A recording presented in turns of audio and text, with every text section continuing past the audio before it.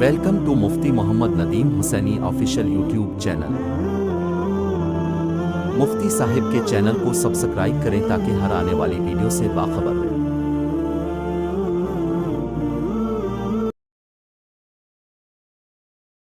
انک میت و انہم میتون۔ میرے دوستو، اللہ رب العالمین نے پیارے پیغمبر صلی اللہ علیہ وسلم کو فرمایا کہ آپ بھی دنیا سے رخصت ہونے والے ہیں۔ نبی اکرم صلی اللہ علیہ وسلم کی ایک روایت طبرانی کے اندر موجود ہے۔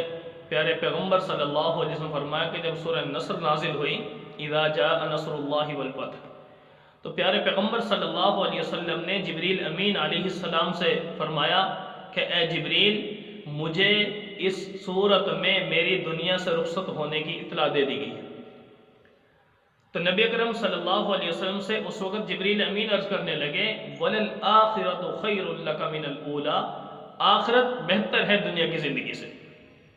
تو گویا نبی اکرم صلی اللہ علیہ وسلم جب یہ ذکر فرما رہے تھے، آخری ایام تھے، مطلب آخری زندگی چل رہی تھی، اور اسی حال میں کچھ عرصے کے بعد پیغمبر صلی اللہ علیہ وسلم کے اوپر علالت، بیماری، ٹھیک ہے، سر درد، بخار وغیرہ ایسی کیفیت شروع ہو گئی۔ تو پیارے پیغمبر صلی اللہ علیہ وسلم ایک مرتبہ ماہ سفر چل رہا تھا، سفر کے مہینے میں آخری عشرہ تھا، اچانک آپ صلی اللہ علیہ وسلم ایک رات میں اٹھے اور اپنے غلام ابو موہبہ اس کو جگایا اور کہا کہ مجھے میرے رب نے حکم دیا ہے کہ جنت البقیع کے جتنے مدفون ہیں ان افراد کے لیے میں اپنے رب سے استغفار کروں۔ تو پیارے پیغمبر صلی اللہ علیہ وسلم ان کی استغفار کے لیے چلے گئے۔ وہاں سے جب واپسی آئے تو فرمایا کہ میرے سر میں درد شروع ہو گیا، بخار کی کیفیت شروع ہو گئی، سمجھیں؟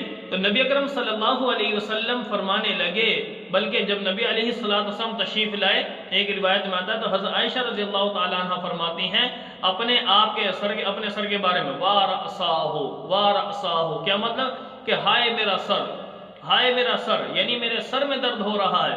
تو نبی اکرم صلی اللہ علیہ وسلم فرمانے لگے، بل انا اقول، بلکہ یہ تو میں کہتا ہوں، وَارَأْسَاهُ، میرا سر، کہ میرے سر میں شدید درد ہو رہا ہے۔ تو پیغمبر صلی اللہ علیہ وسلم کی علالت کی ابتدا ماہ سفر کے اخیر عشرہ میں ہوئی ہے، اور تقریباً نبی اکرم صلی اللہ علیہ وسلم علیل رہے، بیماری کی حالت میں رہے، تقریباً 13-14 دن کے قریب آتا ہے۔ تو نبی اکرم صلی اللہ علیہ وسلم جب یہ یہاں سے گئے تو ام المؤمنین حضرت میمونہ رضی اللہ تعالی عنہ کی باری کا دن تھا، یعنی بدھ کا دن تھا، جب پیارے پیغمبر صلی اللہ علیہ وسلم وہاں سے آئے تو پیغمبر کے اوپر یہ بیماری کے، بخار کے اثرات شروع ہو گئے۔ اسی طور پر نبی صلی اللہ علیہ وسلم اپنی تمام ازواج مطہرات کے ہاں باری باری چکر لگاتے رہے، جو ان کی باری ہوتی اس باری پر چکر لگاتے رہے۔ لیکن وفات سے ایک ہفتہ پہلے نبی اکرم صلی اللہ علیہ وسلم پر جب بخار کی شدت ہو گئی، سر درد میں شدید یعنی شدت آ گئی، تو نبی اکرم صلی اللہ علیہ وسلم نے تمام ازواج مطہرات سے اجازت لی اور آپ حضرت عائشہ رضی اللہ تعالی عنہ کے گھر میں رہنا شروع ہو گئے۔ اس کے بعد آپ صلی اللہ علیہ وسلم کسی اور اپنی بیوی کے گھر پر تشریف نہیں لے گئے۔ وہ خواتین، بیویاں ام المؤمنین آتی اور یہیں پہ ملاقات کر کے چلی جاتی، حال احوال معلوم کر کے۔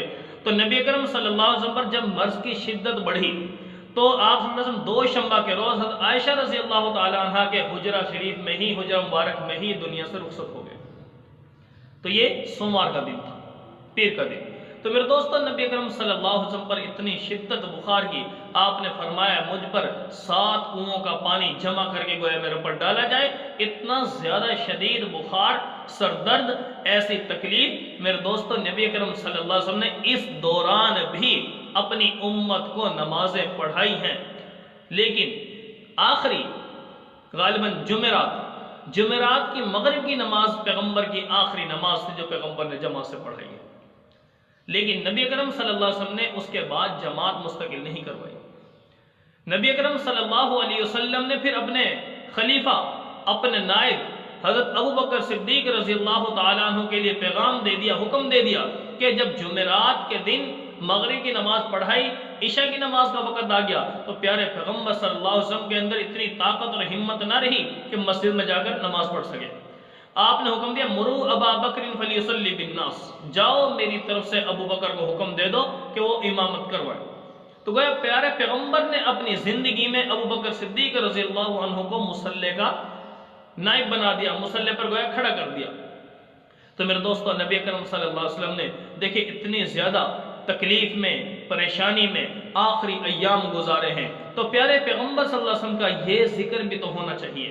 میرا مسلمان، آج ہم نماز، ہلکا سا سر میں درد ہوا، ہلکا سا بخار ہوا، ہم بہانہ بنا لیتے ہیں کہ بھئی میرے سر میں درد ہو رہا ہے، میرے جسم میں درد ہو رہا ہے، مجھے بخار ہو رہا ہے، اور نمازیں چھوڑ بیٹھے۔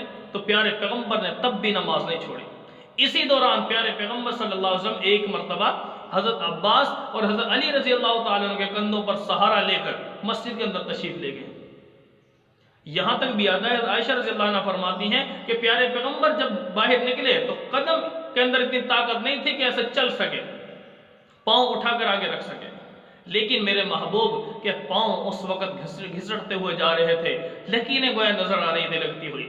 فرمایا تب بھی نماز نہیں چھوڑی۔ تو میرے مسلمان، اللہ کے محبوب صلی اللہ علیہ وسلم نے اس آخری ایام کے اندر، ان دنوں میں جو نماز کی اہمیت ہمیں سمجھائی ہے، بتائی ہے، اور دنیا سے رخصت ہوتے ہوئے ایک پیغام دے کر کے کیا فرمایا، الصلاۃ وما ملکت ایمانکم، اے میرے مسلمان نماز کبھی نہ چھوڑنا، نماز کبھی نہ چھوڑنا۔ تو میرے دوست، آج ہم بھی مسلمان ہیں، اپنے پیارے پیغمبر کی زندگی کو، عملی زندگی کو اپنے عمل میں لائیں، نبی صلی اللہ علیہ وسلم کی عملی زندگی کو اپنے وجود پہ لائیں، اپنے گھر میں لائیں، اپنے اعمال میں لائیں، تو میرے دوستو تبھی کامیابی ہے۔ میرے پیغمبر ربیع الاول کے اندر گئے ہیں تو ربیع الاول میں آئے تھے، لیکن گئے بھی تو ربیع الاول میں ہیں، ایمان کی تکمیل بھی تو اس وقت کر کے گئے ہیں۔ کیا فرمایا، اہم عبادت نماز ہے۔ نماز کے بارے میں بار بار فرماتے رہے کہ نماز کے معاملے میں غفلت نہ کرنا، اور دوسروں کے حقوق، وما ملکت ایمانکم، جو بھی تمہارے ماتحت ہوگا اس کے اوپر ظلم کبھی نہ کرنا، اس کا حق کبھی نہ دبانا۔